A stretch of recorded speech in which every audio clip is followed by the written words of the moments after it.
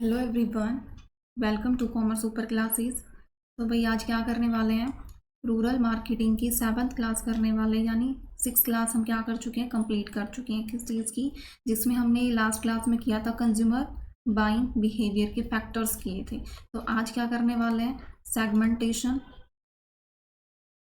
Segmentation of rural marketing, ये करने वाले हैं। ठीक है। सो भाई उससे पहले जिसने चैनल को सब्सक्राइब नहीं किया है वो चैनल को सब्सक्राइब कर लो। जिसने टेलीग्राम ग्रुप को ज्वाइन नहीं किया है वो टेलीग्राम ग्रुप को ज्वाइन कर लो, ताकि आपको हर एक चीज़ की नोटिफिकेशन पीडीएफ जो है आपको मिल सके। क्या क्या मिलेगा, पीडीएफ मिलेगा, और जो है हर एक जो अपडेट वगैरह जो होने वाली है कि कब कौन सी क्लास हो रही है, ताकि आपको हर एक इन्फॉर्मेशन आपको मिल सके। सो उसके लिए भाई लाइक करो, शेयर करो एंड सब्सक्राइब करो चैनल को, ताकि आपको हर एक जो है, आपको मेरे को भी सपोर्ट मिले और आपकी भी हर एक चीज़ की हेल्प हो। ठीक है। तो अभी करते हैं स्टार्ट। मार्केट सेगमेंटेशन क्या है, मार्केट सेगमेंटेशन। मार्केट सेगमेंटेशन क्या होता है भाई, देखो एक मार्केट है, उसमें वो एक डाइवर्स रोल प्ले कर रहा है, यानी डिफरेंट डिफरेंट टाइप्स के वो हैं। सो क्या किया अभी, डिफरेंट डिफरेंट टाइप्स के वो हैं। सो जो मार्केट डिवाइड हो रखा है, सो उसमें सिमिलर ग्रुप्स के क्या कर दिए, डिवाइड कर दिए पार्ट्स में। क्या कर दिया, वो पार्ट्स में क्या कर दिया, डिवाइड कर दिया, जिसकी जो जो सिमिलैरिटी थी उनके बेस पे किस चीज़ में, हेट्रोजीनियस से किस में चेंज कर दिया, होमोजीनियस में। यानी डिफरेंट डिफरेंट वेराइटीज़ थी स्टार्टिंग में मार्केट में। फिर जो है जिसकी जो जो थी, जिनकी सिमिलर वगैरह हो रही थी, उस बेस पे जो मार्केट को क्या कर दिया, एक होमोजीनियस में क्या कर दिया, कन्वर्ट कर दिया। तो ये है भाई मार्केट सेगमेंटेशन। यानी आप क्या बोल सकते हो, एक जो डाइवर्स मार्केट है, क्या है, एक डाइवर्स मार्केट है, क्या बोल सकते हो, डाइवर्स। डाइवर्स का मीनिंग होता है लार्ज। लार्ज मार्केट है, वो क्या किया, स्मॉलर ग्रुप्स में डिवाइड कर दिया, स्मॉलर ग्रुप्स में, स्मॉलर ग्रुप्स में डिवाइड कर दिया। किस बेस पे डिवाइड किया भाई, किस बेस पे, एक तो इनकम के बेस पे, इनकम के बेस पे, लाइफस्टाइल के बेस पे, दूसरा क्या है, एरिया के बेस पे, फोर्थ क्या है, कल्चर, यानी जो परंपराएं हैं उनके बेस पे। ठीक है। तो क्या कर दिया गया, मार्केट को जो है डिवाइड कर दिया, किस बेस पे डिवाइड कर दिया, स्मॉल स्मॉल ग्रुप्स में, इनकम के बेस पे, लाइफस्टाइल के बेस पे, एरिया, कल्चर वगैरह वगैरह, इन चीज़ों के बेस पे क्या कर दिया, मार्केट को डिवाइड कर दिया। तो इसको बोलेंगे रूरल मार्केटिंग में सेगमेंटेशन कर देना। इसका जो मेन एम होता है ना भाई, इसका मेन एम होता है कि ताकि सबको जो है प्रोडक्ट मिल सके, क्या क्या हो सके, सभी को जो है इजीली प्रोडक्ट मिल सके, कोई भी डिफ़िकल्टी ना हो, इजीली मिल जाए वो।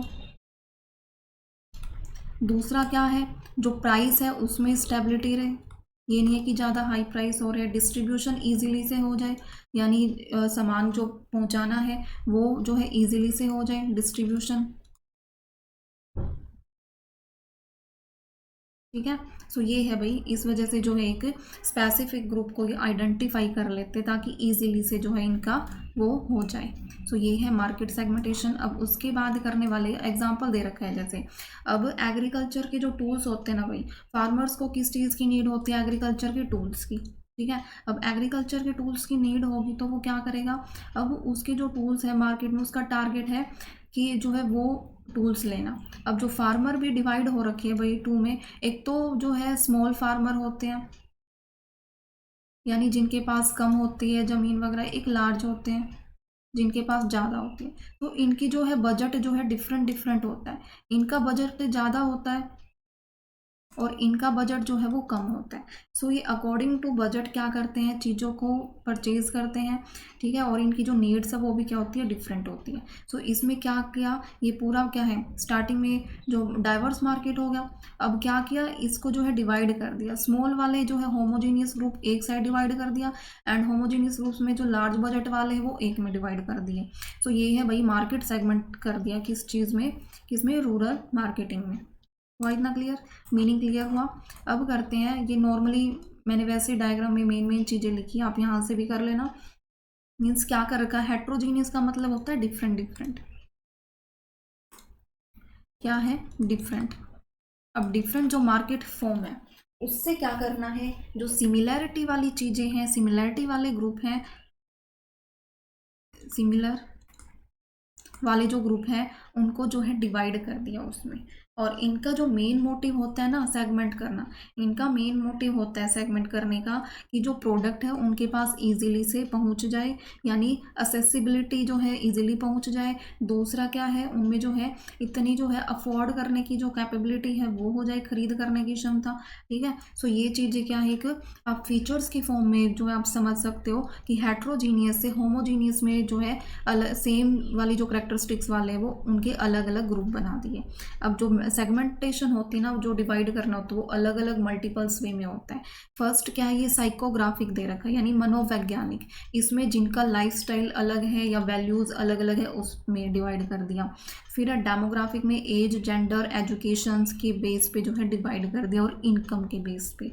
फिर क्या है भाई, जियोग्राफिक में भौगोलिक आ गया, यानी साइज, विलेज वगैरह का, क्लाइमेट क्या है, रीजन, क्षेत्र कौन सा है, ये किस में, इस बेस पर डिवाइड कर दिया। फिर बिहेवियरल के बेस में क्या है, व्यवहारिक कैसा है, लॉयल है, क्या कैसे है उपयोग करने में, ये सब किस में आ गया, बिहेवियरल में, यानी ये इस वे में डिवाइड कर दिया। तो क्या है भाई, ये मल्टीपल सेगमेंटेशन है। आगे जाके और थोड़ा डिटेल में करेंगे, पूरे बेसिस ऑफ सेगमेंटेशन आएगा जब हम आगे जाके करेंगे। यहाँ पे फिलहाल आप एक एज अ मीनिंग वे में समझो और एज अ फीचर्स वे में समझना है बस। ठीक है, और क्या है, डायनामिक होता है। फिर क्या है, क्लस्टर के फॉर्म में होता है। क्लस्टर का मतलब होता है डिफरेंट डिफरेंट जो वो बने हुए हैं उनको एक उसमें जो है एक फॉर्म में बना देना। क्या कर देना, एक फॉर्म में बना देना, वो है यानी जैसे गांव है, गांव का वो दिया हुआ है, गांव जो है अलग अलग बिखरे पड़े हैं कहीं कहीं पे। सो इसमें क्या करना है कि जो आसपास वाले गांव हैं उनको एक साथ मिला देते हैं। ये जैसे गांव है इनको एक साथ मिला दिया, यहाँ वाले गांव हैं इनको एक साथ मिला दिया। सो क्या बनाते हैं, ये मार्केटिंग जो करते हैं वो एक क्लस्टर वेव बनाते हैं ताकि जो है प्रोडक्ट जो है इजीली अवेलेबल हो जाए, जो प्राइस के जो कॉस्ट है वो भी क्या आए, बिल्कुल लो आए। ठीक है, सो ये है भाई मार्केट सेगमेंटेशन एंड कुछ उसके पॉइंट्स लिए थे मैंने। अब फीचर्स में आप क्या कर सकते हो कि ये जो चेंज होता है ना, किस में चेंज होता है भाई, हेट्रोजीनियस से किस में चेंज हो जाएगा, होमोजीनियस में।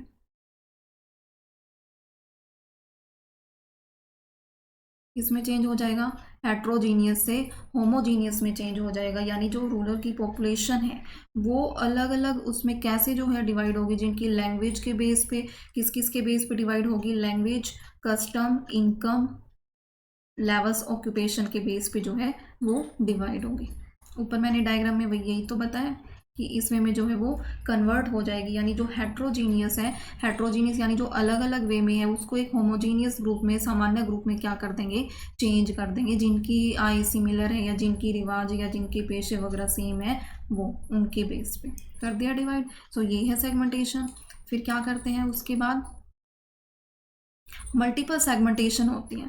मल्टीपल सेगमेंटेशन कैसे, जैसे ऊपर मैंने बताया था कि ये जो होती हैं किस बेस पे होती हैं, ये होती है भाई जियोग्राफिक यानी भौगोलिक। और इसमें क्या क्या टाइप आ जाएगा, साइज क्या है, रीजन क्षेत्र कौन सा है, क्लाइमेट क्या, जलवायु कैसी है, ये किस बेस पे डिवाइड हो रखा है, जियोग्राफिक बेस पे। फिर आ जाता है डेमोग्राफिक, डेमोग्राफिक पे आ जाएगा यानी जनसांख्यिकी है, इसमें एज, जेंडर, एजुकेशन के बेस पे डिवाइड कर रखा है। उसके बाद आप करोगे, जो मैं अंडरलाइन कर रही हूँ ना सिर्फ वही चीज़ें माइंड में रखनी है, फालतू कुछ नहीं रखना। फिर है भाई उसके बाद क्या है, साइकोग्राफिक। साइकोग्राफिक में क्या आ जाएगा, जो लाइफस्टाइल वैल्यूज़ हैं, क्या आ जाएगा, जो लाइफस्टाइल वैल्यूज़ है वो आ जाएंगे, यानी जीवन शैली और मूल्य इसमें इंक्लूड हो जाएंगे।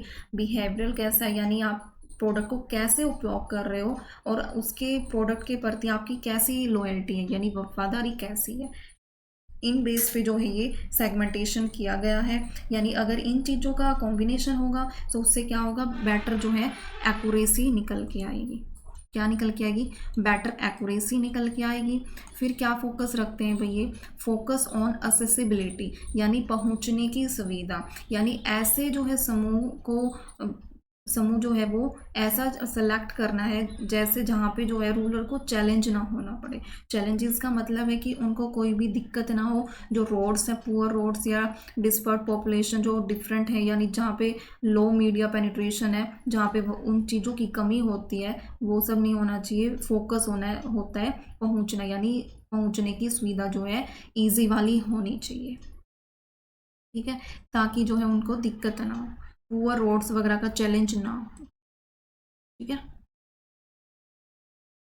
फिर करते हैं नेक्स्ट में क्या बोल रखा है, अफोर्डेबिलिटी ओरिएंटेड होने चाहिए, ऐसे जो ग्रुप बना रखे होने चाहिए, क्योंकि रूरल एरियाज में जो कंज्यूमर होते हैं ना उनकी जो इनकम होती है ना भाई, उनकी इनकम जो होती है वो बिल्कुल कैसी होती है, इनकम होती है बिल्कुल लो होती है। तो ऐसे प्रोडक्ट जो है अफोर्ड कर पाते हैं जिनकी जो है लो कॉस्ट होती है, जिनकी जो कॉस्ट होती है वो कैसी होती है भाई, बिल्कुल लो होती है, उनको ही अफोर्ड कर पाते हैं ये। सो हमें ऐसे जो है ऐसे डिवाइड करना है सेगमेंट को इनकम के बेस पे, जहाँ लोअर वाले अलग हैं और जो थोड़े हाइयर वाले हैं वो अलग हैं, उस बेस पे डिवाइड करना चाहिए उस उनकी क्षमता के अनुसार, ठीक है, ये है, यानी उनकी परचेजिंग पावर के अनुसार जो है उनको डिवाइड करना चाहिए।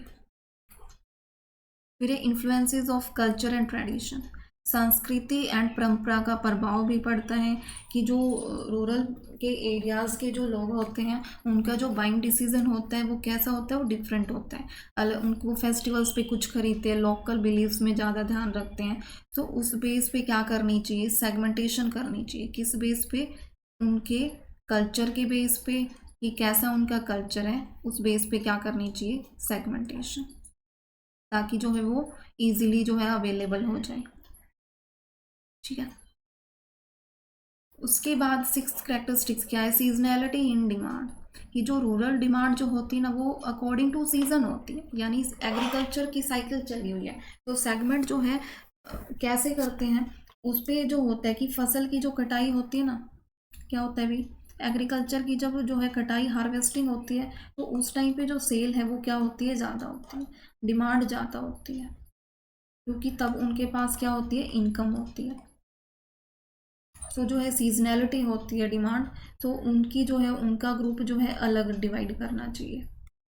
फिर अब प्रेफरेंस ऑफ सिंप्लिसिटी, गांव के जो एरिया के जो लोग होते हैं उनको ज़्यादा सिंप्लिसिटी वाले जो प्रोडक्ट वो पसंद होते हैं, कौन से, बिल्कुल सिंप्लिसिटी वाले, सिंपल और जो इजीली यूज़ हो जाए, और क्या है, ड्यूरेबल प्रोडक्ट्स, यानी जो बार बार यूज़ किए जा सके। क्यों, क्योंकि वहाँ के जो लोग होते हैं उनमें उनकी जो है लिटरेसी रेट और जो टेक्नोलॉजी एक्सपोजर होता है ना, कौन सा, लिटरेसी रेट और जो एक्सपोजर होता है ना वो बिल्कुल ही क्या होता है, कम होता है, क्या होता है, कम होता है। तो ऐसी प्रेफरेंस देनी चाहिए, बिल्कुल सिंप्लिसिटी होनी चाहिए ताकि वो इजीली से उनको परचेज कर सकें। फिर आ जाता है क्लस्टर बेस्ड टारगेटिंग, क्या करना चाहिए भाई, क्लस्टर बेस्ड टारगेटिंग होनी चाहिए, यानी ऐसे जो है गांव बिखरे पड़े हैं अलग अलग, सो उनको एक साथ मिलाना चाहिए। कौन से, जो पास वाले गांव है ना, जो ऐसे ये गांव है इनको आपस में मिला देना है, ताकि इनकी जो डिमांड है, जो सारी चीज़ें हैं वो एक जैसी हों, और जिससे क्या होगा भाई, प्रोडक्ट इनको ईजिली से मिल जाए, क्या है, जो प्रोडक्ट है वो इजीली अवेलेबल हो जाए, और जो कॉस्ट है वो भी क्या आए, कम आए। क्लस्टर का मतलब होता है मिलाना, मिलाना, क्लस्टर फॉर्म में एक साथ मिला देना।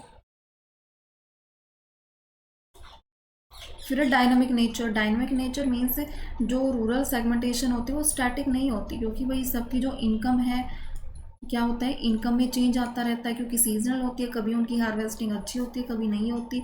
सो उनकी जो इनकम है उसमें भी ज़्यादा वेरिएशन आती रहती है, यानी अवेयरनेस में, इंफ्रास्ट्रक्चर में, सब में जो है डिफरेंट डिफरेंट वो होता है। सो अपडेट करते रहना चाहिए, यानी जो स्ट्रैटेजीज़ वगैरह हैं उनमें क्या लेके आनी चाहिए, अपडेटिंग लेके आनी चाहिए, ताकि जो है जो सेगमेंटेशन करनी हो सके वो बीच बीच में दोबारा कर सके, क्योंकि डायनामिक नेचर है। फिर हेल्प, ये जो है सेगमेंटेशन की और किस चीज़ में हेल्प करता है, ये हेल्प करता है कि एफिशिएंट रिसोर्सेज का यूटिलाइजेशन होता है, क्योंकि अगर हम जो है ग्रुप में डिवाइड कर देंगे, ये भी एक ग्रुप है, इसमें अलग अलग में डिवाइड कर देंगे, जिससे जो है कोई वेस्टेज नहीं होगी, जिसको जिस सामान की नीड होगी वो ईजिली अवेलेबल हो जाएगा, ईजिली अवेलेबल हो जाएगा तो कोई वेस्टेज नहीं होगी, जिससे जो है प्रोडक्ट ईजिली जो है सभी को मिल जाएगा, सक्सेस रेट अच्छी होगी, जो सक्सेस रेट है वो क्या होगी, इंक्रीज हो जाएगी, जो कॉस्ट है वो सेव हो जाएगी, ठीक है, ये सब बेनिफिट है। यानी इनका लाभ होगा और सफलता होगी की संभावना बढ़ जाएगी। ठीक है, ये है भाई फीचर्स। अब करते हैं इनके बेस पे एमसीक्यूज कि आपको कितना क्या समझ में आया है। तो भाई जिसने टेलीग्राम चैनल को ज्वाइन नहीं किया है वो टेलीग्राम चैनल को ज्वाइन करो फटाफट जाके, तो पीडीएफ वहीं आपको प्रोवाइड होंगी। एंड जिस भाई लाइक करो, शेयर करो, सपोर्ट करो, ताकि जो है आपको और भी जो है नई नई क्लासेस जो है सिलेबस फटाफट कवर हो और सब्जेक्ट्स भी मैं लेके आऊँ। ठीक है, जितना सपोर्ट करोगे उतना ही आपको बेनिफिट होगा। तो फर्स्ट क्वेश्चन क्या है भाई, मार्केट सेगमेंटेशन किस चीज़ से रेफर करता है, क्या अर्थ है इसका, इसमें क्या होता है बताओ। ये भाई कमेंट आ रहे थे कि जो है लास्ट में जो है आप आंसर देना, साथ के साथ आंसर आपको नहीं देने हैं।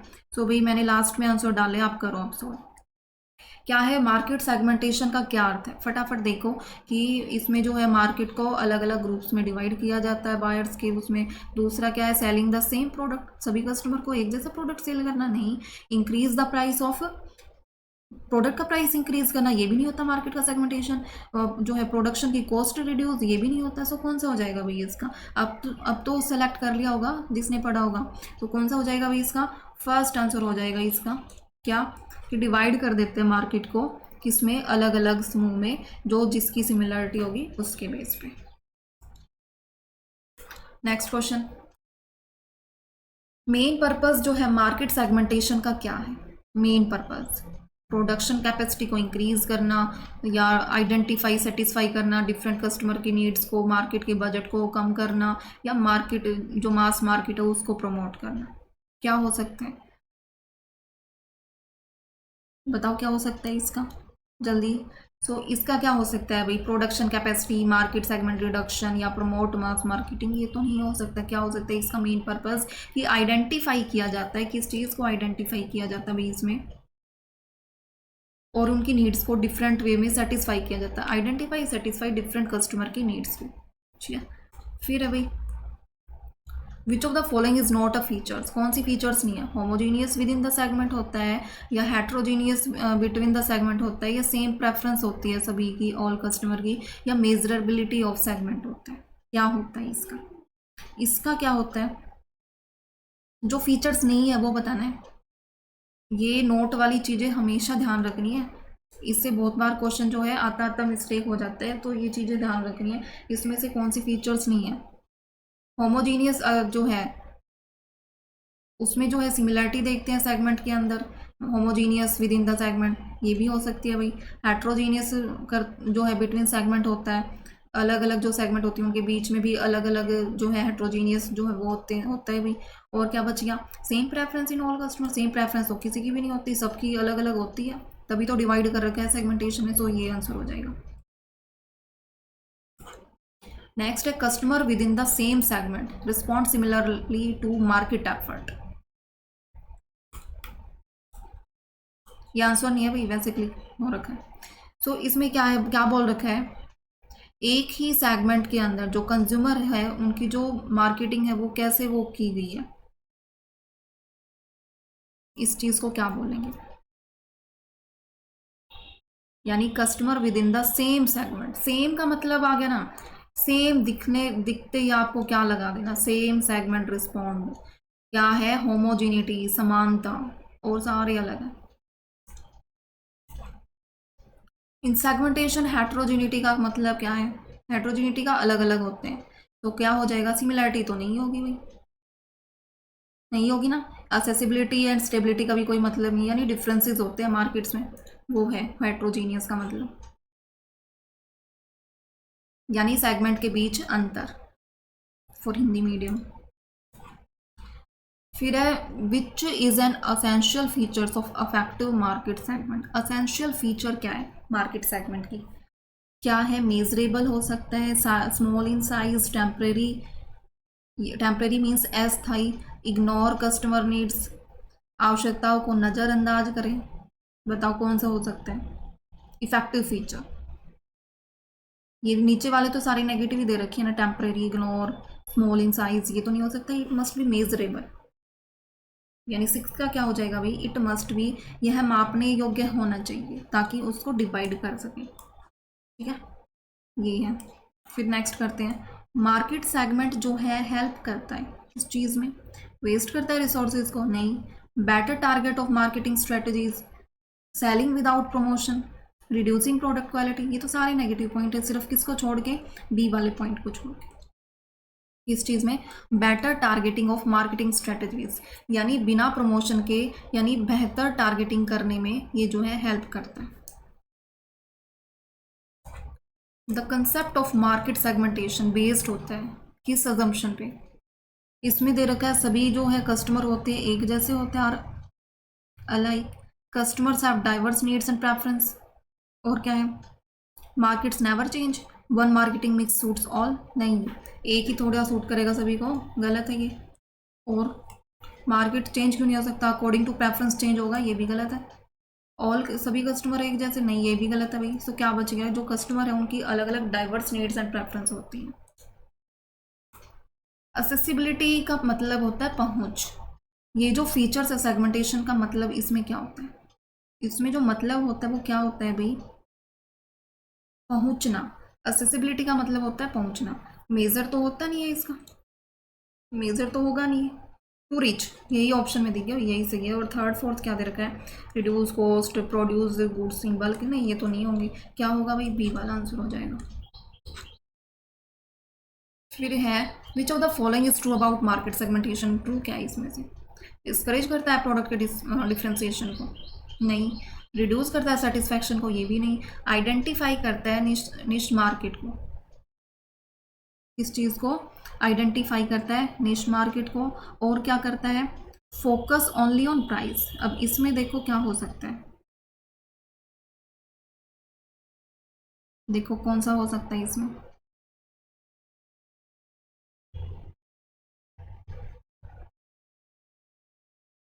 इसमें होता है निश मार्केट का मतलब क्या होगा इसमें, ये भी गलत हो जाएगा, ये सारे तो रॉन्ग ही हो जाएंगे।